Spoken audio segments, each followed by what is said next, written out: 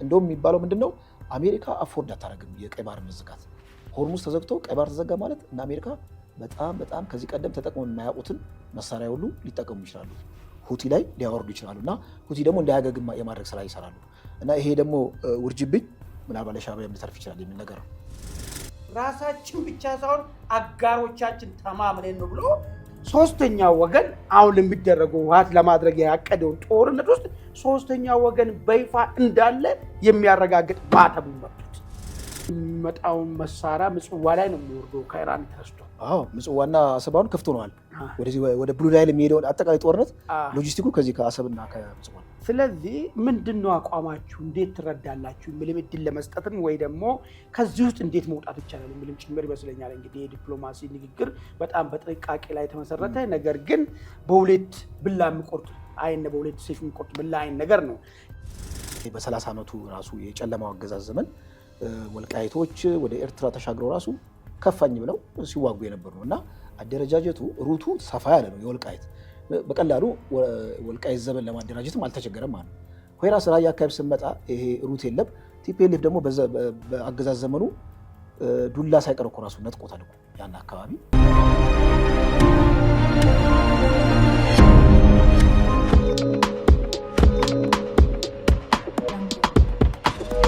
ሰላም ጤና ይስጥልን ውድ የኢትዮ ውይይት አድማጭ ተመልካቾቻችን፣ ይህ ዕለታዊ የተሰኘው ዝግጅታችን ነው። በዛሬው ዕለታዊ ዝግጅታችን ከወደ ትግራይ የተሰማው አደገኛ መረጃ ይዘናል። የተሰራብንን ከበባ ሰብረን ለመውጣት የውጭ አስተማማኝ አጋሮች አሉ ሲሉ ዶክተር ደብረጽዮን ተናግረዋል። እንዲሁም ከኤርትራ ጋር ጠንካራ ግንኙነት እንዳሉ ይፋ አውጥቷል። እነዚህ ከውጭ ኃይሎች ጋር ስትራቴጂክ በሚባል ደረጃ እንደሚሰሩ ይፋ አድርጓል። ምንድነው ስትራቴጂክ? ከነማን ጋር ነው? ከማን ጋር ሆኖ ከበባ ለመስበር ወይ ደግሞ ኢትዮጵያን ለመውረር ተዘጋጁ? እቅዱ ምንድነው የሚለውን ጉዳይ እንዳስሳለን። እንደዚሁም አንድ ምስጢራዊ ሰነድ ወጥቷል። በቅርብ ጊዜ በአማራ ክልል በ6 አቅጣጫ ጦርነት ለመክፈት ህወሓት ዝግጅት መጨረሱን የሚያመላክት ሰነድም ወጥቷል። እሱስ ምን ይዟል የሚለውን ጉዳይም እንዳስሳለን። በሁለተኝነት የራያው ዘብ ወደ ትግራይ ልዘምት መሆኑ ተሰምቷል። እስካሁን የሚታወቀው የተከዜ ዘብ ነበር። አሁን ግን የራያ ዘብ ተደራጅቶ ለዘመቻ ዝግጅቱን መጨረሱ መረጃዎች ደርሰዋል። ምንድነው ይሄ ዘብ? ማነው ያቋቋመው? ዓላማውስ ምንድነው? ከማን ጋርስ የሚፋለመው የሚለውን ጉዳይ በዝርዝር የምናየው ይሆናል። በሶስተኝነት ደረጃ አሜሪካ ከኤሪትሪያ ጋር ያላትን ግንኙነት ለማደስ ወስናለች።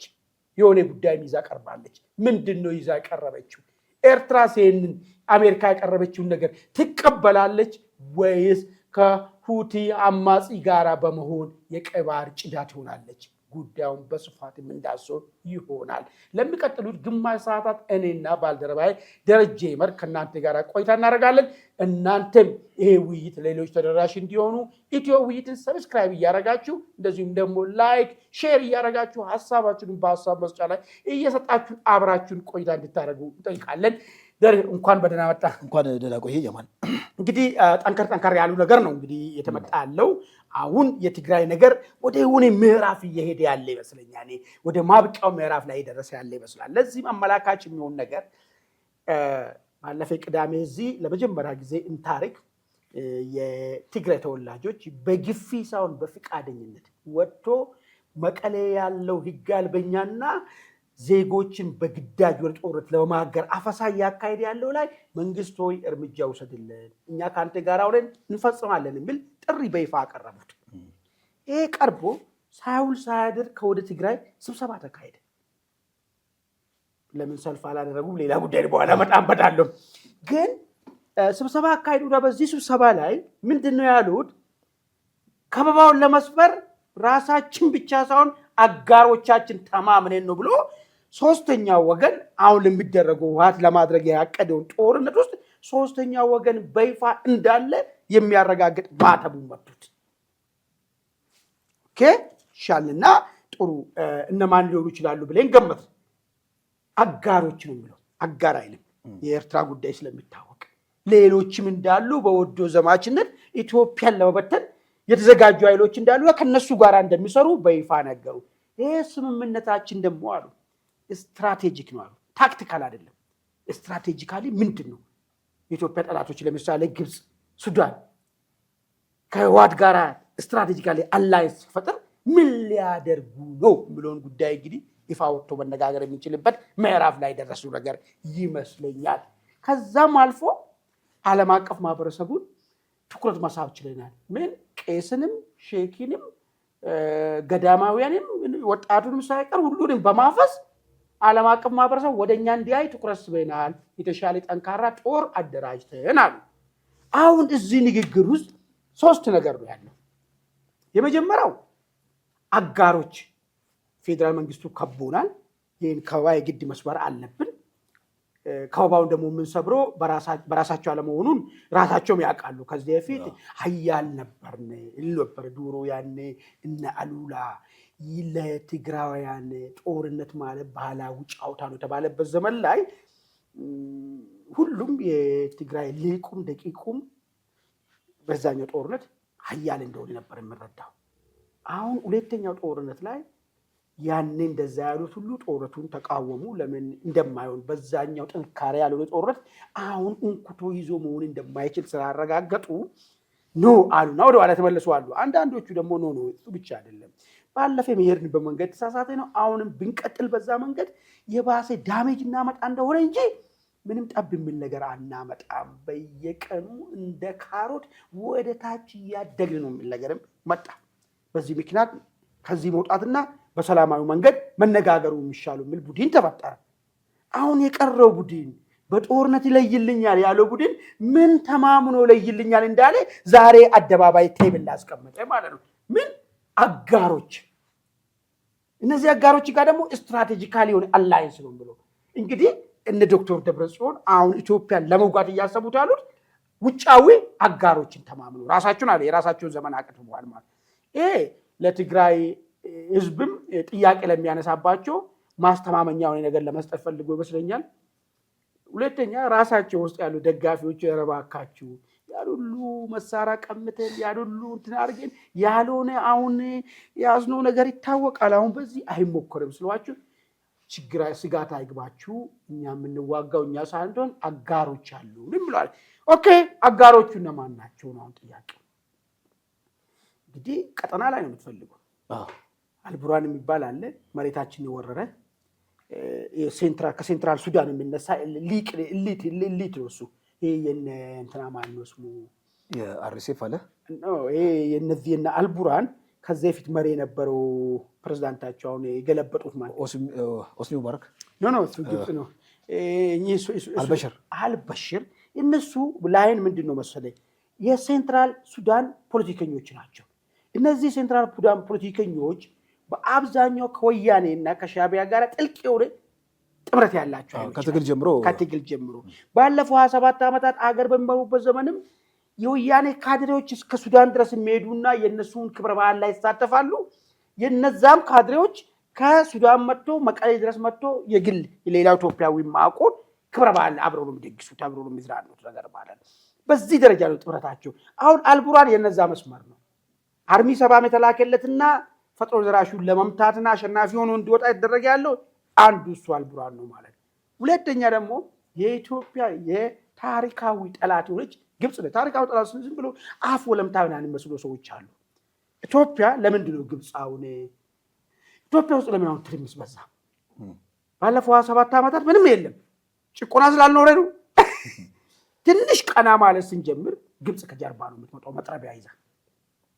ምክንያቱ ለምንድን ነው? ቀና ባለ ቁጥር አንገታችን ቀና በተባለ ቁጥር ያለ ሪሶርሳችን የመጠቀም እንትናችን በጣም ጡንቻችን እየፈረጠመ ይሄዳል።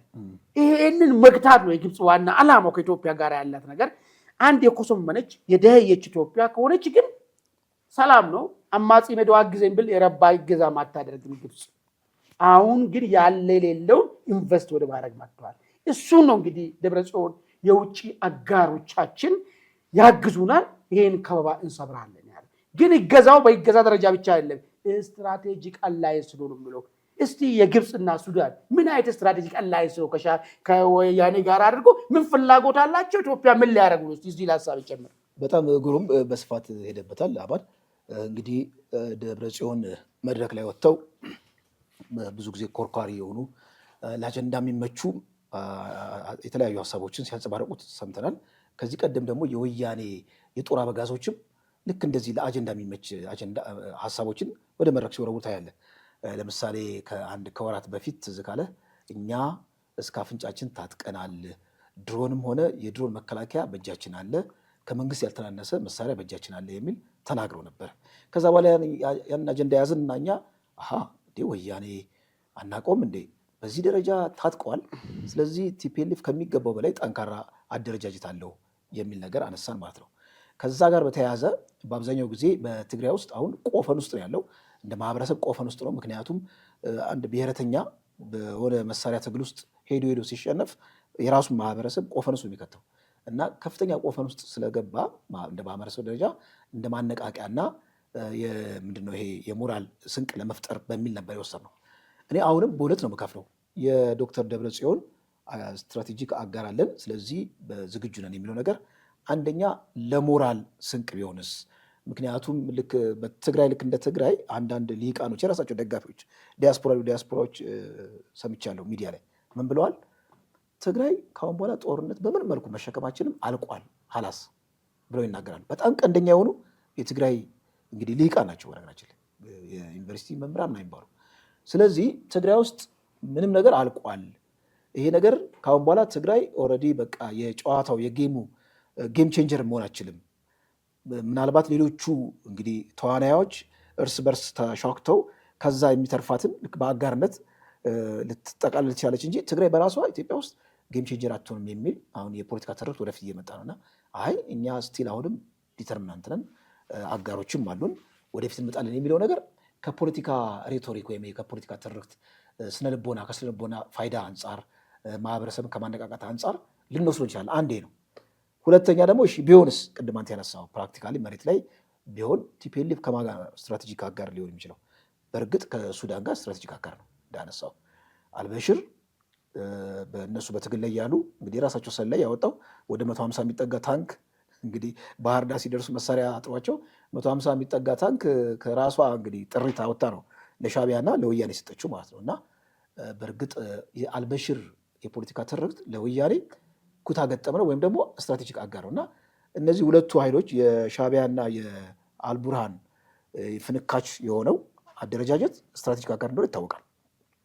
ግን እነዚህ ሁለቱ ስትራቴጂክ አጋር በእርግጥ ከኢትዮጵያ ጋር ቀጥታ ኮንፍሮንት የሚያደርጉበት ቁመና ላይ ናቸው ወይ?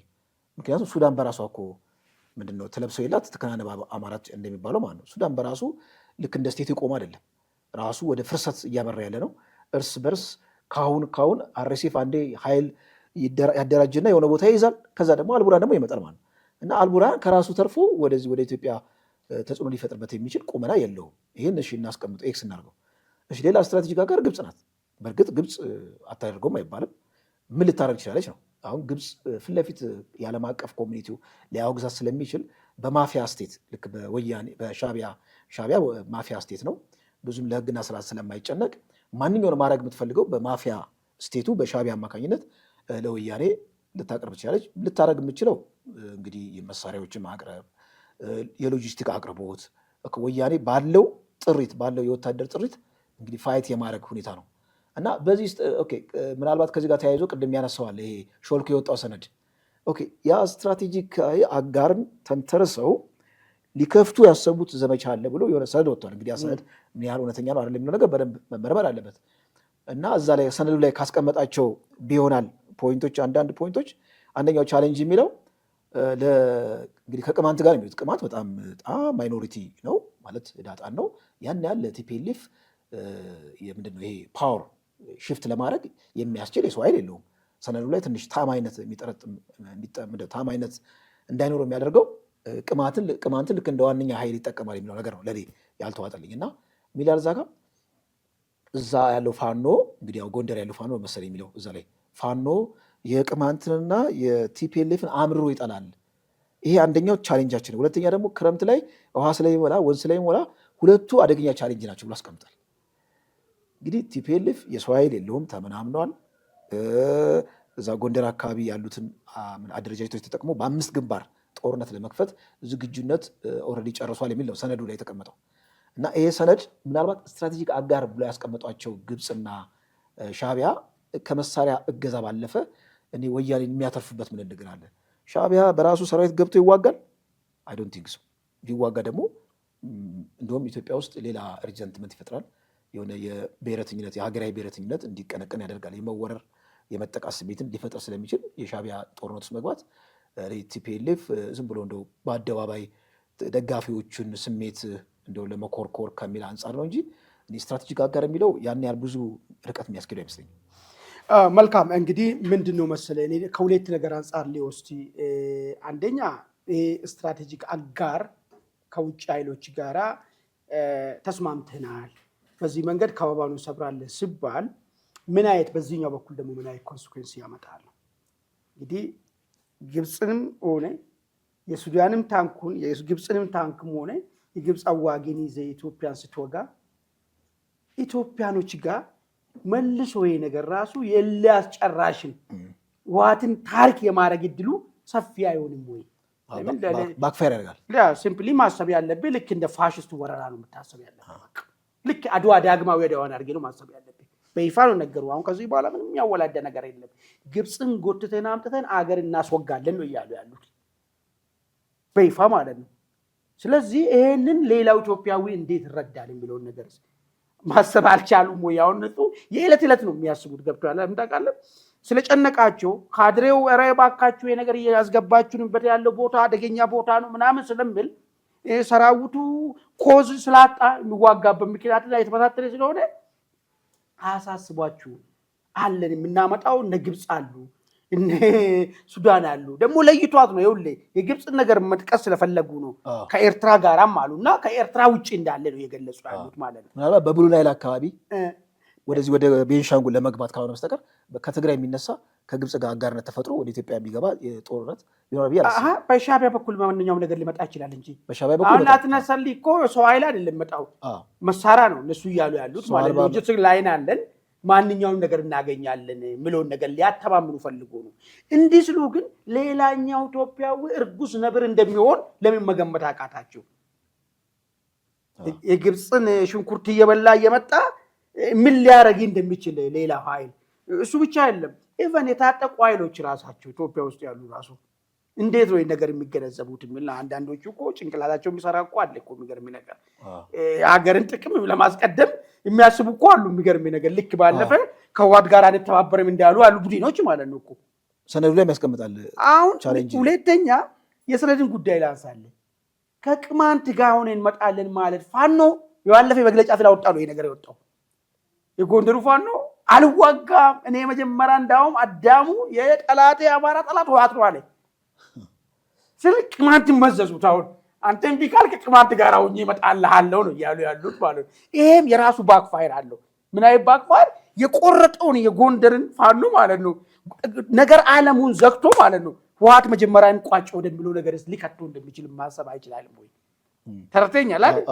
የምን የቅማንቷ ጉዳይ የተመሰሰችው የጎንደርን ፋኖ ለማብሸቅ ነው ጉዳዩ ማለት ነው። ነርቭ ይነካል ብለው አስበን ቢካል ቅማንት ግን ይሄ ነገር ደግሞ ጭራሽ የጎንደርን ብዙ ጊዜ ተናግሬያለሁ። ቲፒኤልኤፍ ጦርነት ይመጣ ከሆነ ይሄ የሚላችሁን ነገሮች የሚያረግ ከሆነ በርካታ ቁጥር ፋኖ ከመንግስት ጋር ያለ ልዩነት ይቆይልኝ ብሎ ከመንግስት ጋር ሁሉ ሊሰለፍ ይችላል። አሁን እሱ ነው ሪያላይዝ እየሆነ እየጠራ እየሄደ ያለው ነገር ማለት ነው። ባለፈው ህወሓትን እኔ ምንም አይትርቅ የለኝም ማለት ህወሓትም ለዚህ ተመጣጣኝ የሚሆነውን ቅማንትን አነሳብሃለሁ ብለዋለች። ስለዚህ ቀጣዩ ምን ሊሆን ይችላል የሚለው ነገርም መገመት ነው። እንግዲህ በነገራችን ላይ ህወሓት ራሱ የህወሓት ፖለቲካ ውስጥ ስትመለከት አማራን በጠላትነት ይፈርጃል። በነገራችን አማራ ብሎ ራሱ ደረጃ ያስቀምጣል። አንደኛ ከአማራ ውስጥ በጎሳ ደረጃ ጎንደር ነው የሚለው አንደኛ ጠላታችን ብሎ በሚዲያ ደረጃ ይናገራል። ጎንደር ያለው ሊቅ ጎንደር ያለው አደረጃጀት የህወሓት የፖለቲካ ቅድሚያ ጠላት ነው ያስቀምጣሉ እና ይረዱታል ራሱ እርስ በርስ ያላቸውን እንትን ማለት ስለምናበቡ ማለት ነው። እንግዲህ ውድ አድማጭ ተመልካቾቻችን ምንድነው ህወሓት ምን አስቦ ነው በይፋ የግብፅ ፈረስ መሆኑን የሱዳን አሽከር መሆኑን የገለጸበት? ግብፅና ሱዳንን ጎትቼ አምጥቼ ኢትዮጵያን ወጋለሁ ስል ምን አስቦ ነው? ይሄ ነገርስ ምን ይዞ ሊመጣ ይችላል የሚለውን ጉዳይ ላይ እናንተ የራሳችሁን ሀሳብ ስጡን። ወደሚቀጥለው አጀንዳ እንሻገር። እንግዲህ የሚቀጥለው አጀንዳ አጠር ያለች አጀንዳ ነች። ባይዞ ምንድን ነው ከዚህ በፊት የምናውቀው ተከዜ ዘብ ነበረ። አላስደፍርም ርስቴን በማንኛውም ሁኔታ ውሃት ጋር ትንቅንቅ ይገባለው ምንም ጊዜም ስራዬም ሙሉ ስራዬ ነው ብሎ የወጣ ተከዜ ዘብ የሚባል ኃይል አለ። እሱ ነበር የምናውቀው። አሁን ደግሞ ትላንትና እየሰማን ያለነው አዲስ መረጃ የራያ ዘብ መፈጠሩ ነው። ይሄ ራያ ዘብ መሬቱን ተወዟል። ከዚህ ፊት እኔ በተደጋጋሚ አንስቻለሁ። ለምንድን ነው ተከዜ ላይ ወልቃይት ላይ ተከዜ ዘብ የሚባል እንደተቋቋመ ሁሉ የራያ ሰዎች የራያ ራሱን የሚከላከል አይደል? ለምንድን ነው ማቋቋም ያልቻሉት የሚል ጥያቄ አንድ አለ። ሁለተኛ ቲፒኤልኤፎች ሁሉ ጊዜ እንደሚያነሱም ነገር አለ። ርስታችን እናስመልሳለን ይላሉ። ርስታችን እናስመልሳለን ግን ራያን ይዟላል። የራያ ፋኖ ግን ርስቴን ያስመልሳሉ ደግሞ አትሰማም። እነ ምሬ ወዳጆ ይህን ጉዳይ ቲፒኤልኤፍ ይዞት አያነሱትም ጭራሽ ማለት ነው። ለምን አያነሱ ምን ላይ ጥያቄ ነው ሁሉ ጊዜ ማለት ነው። ታው ቲፒኤልኤፍ ጋር ትዋጋ ችግር የለም ከመንግስት ጋር ተዋጋ። ግን ያን ቦታው እንኳን ክሌም ሲደረግ አንሰማም ነበር። አሁን ግን የራያ ዘብ ተቋቋመ። ዘብም ይተማል ተብሏል። እንግዲህ ወደ ርስቱ ማለት ነው። እንዳው ምንድን ነው እስቲ እሱ የተፈጠረው? በጣም ግሩም። እንግዲህ በወልቃይት ያለው አደረጃጀት እንደምታውቀው በተከዜ ዘብ ስር ብዙ እንግዲህ ወያኔን በመምታት እዛ አካባቢ ያለውን እንግዲህ የወልቃይት ህዝብን በመከላከል ትልቅ ስራ ሰርቷል፣ ከነ ድክመቱም ቢሆን ማለት ነው። ነገር ግን ራያ አካባቢ ያለው ትንሽ ላላ ያለ ነው። ምናልባት ብዙ ነገሮችን ማስቀመጥ ይቻላል፣ ሂስቶሪካል ነገሮችን ማስቀመጥ ይቻላል። ምክንያቱም ወልቃይት ረጅም የትግል ተሞክሮ ያለው አካባቢ ነው። በወያኔ በ30 ዓመቱ ራሱ የጨለማው አገዛዝ ዘመን ወልቃይቶች ወደ ኤርትራ ተሻግረው ራሱ ከፋኝ ብለው ሲዋጉ የነበሩ ነው እና አደረጃጀቱ ሩቱ ሰፋ ያለ ነው። የወልቃይት በቀላሉ ወልቃይት ዘመን ለማደራጀትም አልተቸገረም ማለት ነው። ሆይራስ ራያ አካባቢ ስመጣ ይሄ ሩት የለም። ቲፒኤልኤፍ ደግሞ በአገዛዝ ዘመኑ ዱላ ሳይቀር እኮ ራሱ ነጥቆታል እኮ ያን አካባቢ ዱላ ራሱ መያዝ የለበትም ብሎ የነጠቀበት ሁኔታ አለ እና አሁን ምንድን ያደረገው እንግዲህ በመንግስት እውቅና ስር ከዚህ 6 ወረዳዎች አሉ አይደለ ወያኔ በኃይል የሚይዛቸው ራያ አላማጣ እንግዲህ ባላ ምናምን ተብሎ እዛ ጋር የተዘረዘሩ አሉና ከዛ አካባቢ ያሉትን ወደ 6 ወረዳዎች የተውጣጡ ሚሊሻዎችን በደንብ በመደበኛ ሰራዊት አደራጅቶ የራያ ዘብ በሚል ስያሜ ቀጥታ ርስታችሁን ወይም ደግሞ አካባቢያችሁን ታስመልሳላችሁ፣ ትዘምታላችሁ የሚል ነገር ነው። አሁን እንግዲህ ራያ ዝም ብሎ ብቻውን ይዘምት አይመስለኝም። ይሄ የሚያሳየው ምንድነው? መንግስት በዚህ በራያ መስመር ወያኔ ላይ አስቀድሞ ያሰበው ኦፕሬሽን አለ። ለዛ ኦፕሬሽን እነዚህ ልክ እንደ ታክቲካል አሊያንስ ስትራቴጂክ አሊያንስ ሆነው ከመከላከያ ጋር አብረው ሆነው እዛ አካባቢ ያለውን ኦፕሬሽን በስፋት ሊሄዱ ነው። አንደኛ አካባቢውን ያውቁታል፣ ሁለተኛ በቀላሉ ለመከላከያም ይቀለዋል። እዛ አላማጣን አካባቢ ኮረምን አካባቢ ከወያኔ ለማጽዳት ይመቸዋል የሚል ነገር ነው። እንግዲህ ከዚህ ቀደም እንደምታውቀው እንትን ነበረ ኮማንድ ፖስት። የኮማንድ ፖስቱ ምን መረጃ ደረሰው? ልክ የሰሜን እዝ አይነት አካሄድ የወያኔ ታጣቂዎች አዝማሚያቸው ነበረ። ልክ መጥተው ሎጂስቲኩን በሙሉ ለራሳቸው ወስደው ታሪክን እንደግማለን የሚል ነገር ተሰምቶ ነበረ። አይ ቲንክ ባለው መረጃ መሰለኝ አስቀድሞ ኮማንድ ፖስቱ ከዛ ከአላማጣና ኮረም ነቅሎ ወጥቷል። አሁን መልሶ መግባት ተፈልጓል። ግን አሁን ተመልሶ ሲገባ የራያን ታጣቂዎች በደንብ አደራጅቶ ከገባ ወያኔ በፈለገው ሰዓት እየመጣ የሚቀልድበት ህዝብ አይደለም። ባለፈው የሰማሁት ዜና በጣም ይገርማል። እዚህ አላማጣ ውስጥ የቀበሌ ቤት የአማራ ብሔር ተወላጆችን እየመረጡ ለማስወጣት ምዝገባ ሲያካሂዱ ነበር። ልክ ሁቱና ቱትሲ እኮ ማለት ነው የመዘገብክ ከሌ የዚህ ብሔር ነው የዚህ የሚለው ነገር ማለት እና ሪዘንትመንቱ በዚህ መልኩ ይሄዳል። ወያኔም እንግዲህ በራሱ ወጥመድ ውስጥ እየገባ ነው። መልካም እንግዲህ ዘመቻ እንግዲህ ምን ሊሆን ይችላል? ምናልባት ህዝቡም የሚያደራጅ ስላጣ ነው እንጂ የሚያደራጅ ካለ ጥያቄ ያለው ህዝብ ነው። ራያ ህዝብ ይታወቃል። ምን ሊሆን እንደሚችል እንግዲህ ውጤቱ መጨረሻ ላይ የሚታይ ነገር ነው የሚሆነው። በዚህ ውስጥ ወደ መጨረሻ አጀንዳችን እንድና እንግዲህ የመጨረሻው አጀንዳ ሰሞኑን አንድ መድረክ እዚህ ካይሮ ላይ ተካሂዶ ነበር። በዚህ ካይሮ ላይ በተካሄደው መድረክ ላይ የአሜሪካው አማካሪው የኤርትራውን ውጭ ጉዳይ ሚኒስቴር ኡስማን ሳሌን አግኝቶት ነበር። እንግዲህ በዛ መድረክ ላይ የተለያዩ ንግግር እንዳደረጉ አብሮ የሁለትዮሽ ንግግር እንደተደረገም ሰምተናል። በዚህ ስምምነት ውስጥ ምንድነው የተነሳው ነገር? ውይይቱ ውስጥ አንደኛ ቀጠናው አካባቢ ያለው ውስብስብ ችግር የሚለው ነገር ነው የተነሳው። ውስብስብ ችግር እንግዲህ ይታወቃል። የሱዳኑ ችግር አለ፣ ኢትዮጵያ አካባቢ እየመጣ ያለ ችግር አለ። እዚህ ሁቲ አማጺ እያደረገ ያለው ነገር አለ። እንደሚታወቀው ኢራን እና አሜሪካ ጦርነት ዳግም ተነስተዋል። ይህ ሲነሳም ኢራን ያስቀመጠችው ነገር ምንድነው? ሁቲን የራሷ እጅ ፍሪት ነው። ሁቲ አማጺው ትጥቅንም ስንቅንም የምታቀርብለት እሷ ነች። ይሄን ባቤል መንደቤልን እንዲዘጋ ምናምን እቺ ሳንቷን ጥፋዳቸ ቾፕ ፖይንቷን እንዲዘጋት ምናምን ነበር። ይሄ ነገር ደግሞ ለአውሮፓውያን በጣም አደገኛ ሁኔታ ነው የሚፈጥረው። ስለዚህ እነዚህ ነገሮች ስላሉ እንዴት ነው የምትረዱ አይን ነገር ነው ከሻዕቢያ ጋር ንግግር ተደረገ። እንግዲህ ምናልባት ምንድነው አቋማችሁ የሚል ነገርም ጭምር ይመስለኛል። ለምን ሻዕቢያ የሚጫወተው ጫውታ አለ። ለአርቡራን የሚመጣውን መሳሪያ ምጽዋ ላይ ነው የሚወርደው ከኢራን ተነስቶ። ምጽዋና አሰባውን ክፍት ሆነዋል። ወደዚህ ወደ ብሉ ናይል የሚሄደው አጠቃላይ ጦርነት ሎጂስቲኩ ከዚህ ከአሰብና ከምጽዋ ነው። ስለዚህ ምንድነው አቋማችሁ እንዴት ትረዳላችሁ የሚልም እድል ለመስጠትም ወይ ደግሞ ከዚህ ውስጥ እንዴት መውጣት ይቻላል የሚልም ጭምር ይመስለኛል። እንግዲህ የዲፕሎማሲ ንግግር በጣም በጥንቃቄ ላይ የተመሰረተ ነገር ግን በሁለት ብላ የሚቆርጥ አይን በሁለት ሰይፍ የሚቆርጥ ብላ አይን ነገር ነው እና እንዴት እንደሚረዱ እንዴት ነው የሚለው ቀጠና አካባቢ ማለት በሌላ አነጋገር ምንድነው ሻዕቢያን ከዚህ ሂደት ውስጥ እንዴት ራስን ማውጣት ትችላለህ ወይ ነው። ለምን ዋናው ወዶ ዘማቹ ሻዕቢያ ነው። ካየ የሱዳንን ጉዳይ እንዴት አድርጎ እንደሚያወሳስብ ኢትዮጵያ ጋር ያለውን ነገር ለማወሳሰብ የሚሄድበት ርቀት አልፎም ተርፎ ሁቲ አማጺ ጋራ ምን አይግዩት እንዳለ ይታወቃልና አሁን ሻዕቢያን ለመያዝ ሞክሩ ፈልገ ይመስለኛል። አሜሪካኖች እድል ለመስጠት ሞክሩ ይመስለኛል። ከዚህ ነገር ውስጥ የሚወጣ ከሆነና ተባባሪ የሚሆን ከሆነ ቀጥሎ ምንድነው የሚለው በንግድም በማንኛውም መንገድ አብሮ ለመስራት ትብብር ለማድረግ የሚለው ነገር ማስተዋል ልክ ያለ አይደል ካሮት እንደ ስቲክ የሚባለው እንግዲህ ካሮቱ እንግዲህ አብረን እንሰራለን የሚል ነገር ሊሆን ይችላል። እንግዲህ ንግዱ ምንም ላይ ይያዝልናል የሚለው ስቲኩ ግን ከዚህ ሂደት ውስጥ ካልወጣ ውጣ የሚታረገውን ነገር አቁም። ቀጠናው አካባቢ በግንባር ቀደምነት ረባሹ ችግር ፈጣሪው አንተ ነህ። ችግሩ ደግሞ እኛም ብሔራዊ ጥቅም እየነካ ነው። ይሄ ችግር ባለበት ሁኔታ ሁቲ ይሄንን ባቤል መንደብል የሚዘጋ ከሆነ የባሰ ነገሩ ይወሳሰባል። ስለዚህ ውጣ ነው ነገሩ። ውጣና አብረን ችግሩን እንፍታ አይን ነገር ነው ያነሱለት ያለው። እንግዲህ ሻዕቢያ ፍቃደኛው ነው ከዚህ ውስጥ መውጣት ይችላል ወይ ነው የመጀመሪያ ጥያቄ። ሁለተኛ አሁን ባለው ቁመናው ሻዕቢያ መንግስታዊ ቅርጽ አይደለም ያለው ሻዕቢያ ስትወጣ የመንግስትን ቅርጽ ልትይዝ ይገባል። መንግስትን ቅርጽ ማለት ከዚህ የሚነሳ ጉዳዮች ናቸው። ህገ መንግስት ሊኖር ይገባል። ዜጎችን የተወሰነ ምንም ቢሆን የምታስተዳድርበት ነገር መልክ የያዘው ነገር ሊኖር ይገባል።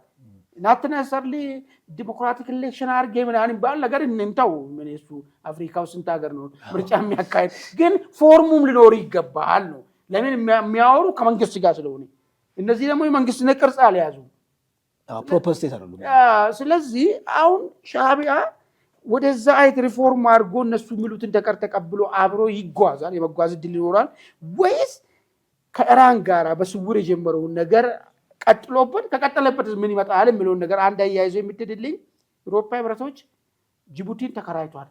ከዚህ ተነስተን ቀይ ባህርን ሰላም ደህንነቱን እናስጠብቃለን፣ ባቤል መንደብል ሊዘጋ ነው የሚል ነገር ከጅቡቲ ጋር ተፈራርመዋል። በዚህ ሂደት ውስጥ የሻዕቢያ ፍላጎት ራሱ ዋይ በለዋል። ለምን ሻዕቢያ ባለፈ ከግብጽ ጋር ተፈራረመ ነገር አለ። ቀይ ባህርን ደህንነቱን ማስከበር ያለበት ቀይ ባህር የሚጋሩ ሀገራቶች ናቸው የሚለው ነገር አለው። ባዕዳ መምጣት የለበትም ይላል። አሁን አውሮፓውያን ዩኒየን ሊበጣለት ነው ከጅቡቲ ላይ መነሻ አድርጎ ማለት ነው ፈረንሳይ ምናምን። አሁን ይሄን ሁሉ እየተቃወመ ምንድነው ሊገጥመው ብዙ ሻዕቢያ እስቲ ከዚህ ወሰብሰብ ካለ ነገር በጣም ግሩም አንድ ትኩስ የወጣም ዜና አለ። ከዛ ጋር አገናኘዋለሁ። መጀመሪያ እስቲ የሻዕቢያን ጉዳይ እናንሳው። እንዳልከው ሻዕቢያን የምቀርበው አሜሪካ እዛ ከኢራን ጋር ያለው ሽኩቻ ጠንከር ሲልባት ነው። ባለፈው እንደውም በመረጃ ደረጃ ያወጣው ምን ነበረ? ለሻዕቢያ ላይ የተጣለው ማዕቀብ ይነሳል፣ ኢትዮጵያና ኤርትራ ያላቸውን ልዩነት በሰላም ይፍቱ የሚል ፕሮፖዛል ቀርቦ ነበረ። ነገር ግን ያ ነገርም አልሆነም። አሁን ሻዕቢያ በሁለት ቢላ ነው የበላው። እንዳልከው የኢራን በጣም ቁልፍ አጋር ነው። ኢራን የሻዕቢያን አጠቃላይ ደህንነት በሙሉ ኮንትሮል ያደረጉት እነሱ ናቸው።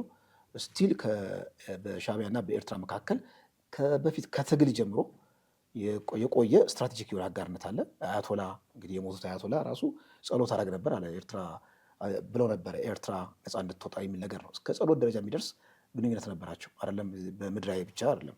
እና ከዛ አንጻር ስትመለከተው እኔ የአሜሪካ እንግዲህ ዘወረስት አማራጭ ይሄ ከዝንጀሮ ቆንጆ ለመምረጥ ምናልባት የሻዕቢያ መንግስት ምን አይነት አቋም አለው የሚለው ነገር በዲፕሎማሲ ቋንቋ እስከ መጨረሻው የምትሄደው ታወራለህ፣ ትሄዳለህ፣ አጠቃላይ የሀገሪቱን አካሄድ ትመለከታለህ ማለት ነው። አሁን ትልቅ ጭንቀት የሆነባቸው ምንድነው ከሻቢያ ጋር በተገናኘ የሁቲ እንቅስቃሴ መጨመር ነው። ሁቲ በጣም እንቅስቃሴውን ጨምሯል። ከሳውዲ አረቢያ ጋር ባለው ሽኩቻ ከሁቲ ጋር እንቅስቃሴ ጨምሯል። ስለዚህ ሊሆን የሚችለው ምንድነው ሁቲን ማስታገስ የሚቻለው በኃይል ነው። በኃይል ማስታገስ በሚካሄድበት ጊዜ ፍንጥርጣሪው ምቱ ለሁቲ ብቻ አይደለም የሚቀረው። ምክንያቱም እነዚህ ዳህላክ አካባቢ በትንንሽ ጀልባዎች ለሁቲ የሚያቀርቡ የሎጂስቲክ ሴንተሮች አሉ። እነሱ ሁሉ ያወድማሉ። ዳህላክ የኤርትራ ደሴት ኤርትራ ስቴሽን አሉ። እዚህ አስመራ አሰብ አካባቢ ስውር የሆኑ ስቴሽኖች አሉ የሁቲ። እሱን ሁሉ የማውደም ስራ መስራታቸው አይቀርም እና አያይዞም የዋርኒንግም ስራ እየሰሩ ይመስለኛል። አሁን የወጣው ዜና ምንድን ነው የሚለው በኢራን የሚደገፈው የየመኑ ሁቲ ኃይል የሳውዲ አረቢያ መርከቦችን የባህር እንቅስቃሴ ላይ እገዳ አወጀ። በቃ ታገደ ማለት ነው። ዋነኛ የሳውዲ አረቢያ ነዳጅ ጫኞች የሚያልፉት በዚህ በባብል መንደብ ዋነኛ ጉሮሯቸው ነው። ስለዚህ ጉሮሮ ታነቀ ማለት ነው። እንግዲህ ምንድነው ቡድኑ እገዳውን ያወጀው ሳውዲ አረቢያ በየመን ላይ ኢፍትሐዊና ጨካኝ ከበባ እየጣለች በመሆኑ የሚል ነገር ነው። እንግዲህ የቀይ ባህር ዋነኛ መተላለፊያ ባብል መንደብ ሰርጥ ለሳውዲ መርከቦች እንደሚዘጋ ሁቲዎች አስታውቀዋል። ይሄ ነገር ለሳውዲ ብቻ አይደለም እንትን የሚለው የአሜሪካንም ይቀጥላል።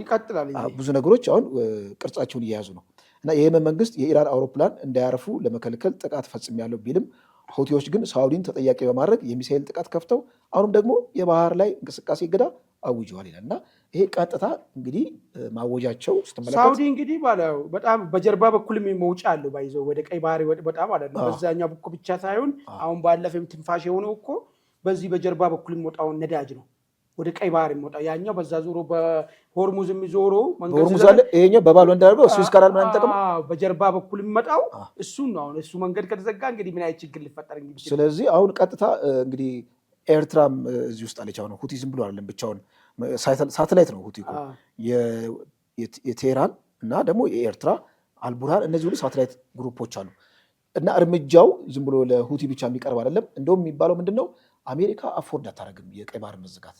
ሆርሙዝ ተዘግቶ ቀይ ባህር ተዘጋ ማለት እና አሜሪካ በጣም ከዚህ ቀደም ተጠቅሞ የማያውቁትን መሳሪያ ሁሉ ሊጠቀሙ ይችላሉ፣ ሁቲ ላይ ሊያወርዱ ይችላሉ እና ሁቲ ደግሞ እንዳያገግም የማድረግ ስራ ይሰራሉ እና ይሄ ደግሞ ውርጅብኝ ምናልባት ለሻዕቢያም ሊተርፍ ይችላል የሚል ነገር ዋነኛው እሱ ነው። እንግዲህ ዋናው ነገር እሱ ነው። እንግዲህ ውድ አድማጭ ተመልካቾቻችን ቀጥሎ ምን ሊመጣ ይችላል የሚለውን ጉዳይ እንግዲህ መገመት በጣም ከባድ ነው። ሁቲ ከከለከለ በሳውዲ አረቢያ የጀመረው ነገር ይቀጥላል። ይህ ነገር ለአውሮፓኖች አደገኛ ነገር ነው የሚሆኑ። ለዛም እነሱም ቀደም ብሎ ይህን ቀጠና መቆጣጠር አለብን፣ ጸጥታውን ማስከበር አለብን የሚል ነገር መጣው። ስለዚህ የኢራን አሜሪካ ጦርነት ሌላ ግንባሩ እዚህ የመንና የኤርትራ አፍንጫ ላይ ሊካሄዱ ማለት ነው። እንግዲህ በዚህ ውስጥ የኤርትራ ዕጣ ፈንታ ምን ይሆናል የሚለው ጉዳይን ማየት ነው። በሌላ በኩል ኤርትራ ኢትዮጵያን እየከሰሰች ነው፣ ጦሯን ወደ ድንበር እያስጠጋችብኝ ነው የሚለው ነገር ክስ አቅርባለች። በዚህ ሂደት ውስጥ ምናልባት ኢትዮጵያም የራሷ የተቀማችውን ነገር ለማስመለስ የምትሄድበት ሁኔታ ይኖራል ወይስ ምን ይፈጠራል የሚለውን ነገር በሂደት የሚታይ ይሆናል። እናንተም የታያችሁትን ሀሳብ በሀሳብ መስጫው ላይ ስጡን። እንግዲህ የዛሬው ዝግጅታችን በዚሁ አጠቃልላል። በሌላ ጊዜ እስክንገናኝ ድረስ መልካም ቆይታ።